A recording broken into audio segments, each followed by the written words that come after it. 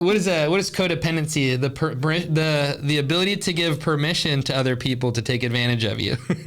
Oh, that's my specialty. Yeah, I know. I know. Us people pleasers, we're so good at that, aren't we?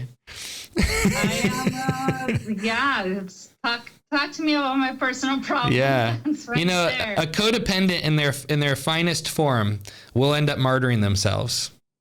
That's me. They're dead at everybody else's expense. Yeah. I am always killing myself in the end. Yeah. Yeah. So what we want to do is, need to be aware and work through this out now. And I really need to get this going. And even my best friend, she's like, all right, it's time to get this these ducks in a row. Yeah. You know, what's nice about this too is like, when you learn to have boundaries and like you put the oxygen mask on yourself first, then you can actually be really selective of those moments where you feel like God's actually on you serving somebody for free, and you can willingly do that without feeling like you have to because of guilt that's driving you, because you have, like, you and your family are taken care of.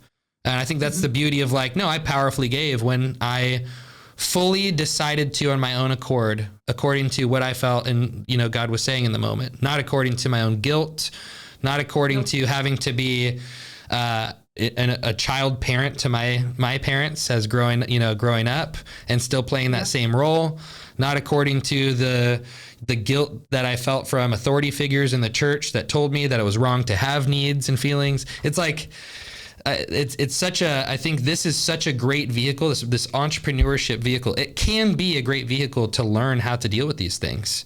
It is, I think, something that we overlook and just say, give me the tactic, but it's not just the tactic that's going to drive this change here.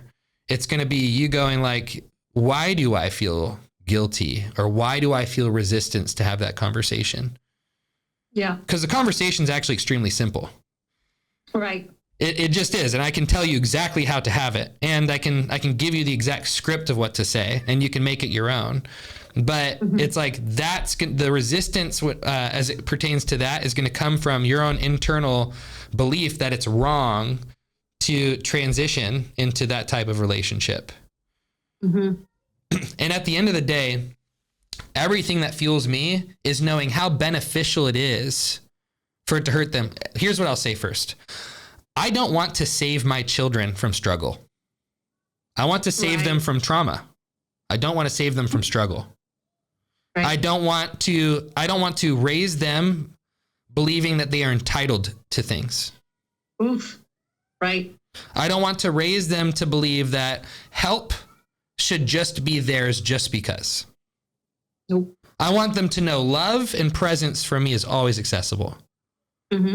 I want them to know that I love them with everything in me, but sometimes love hurts.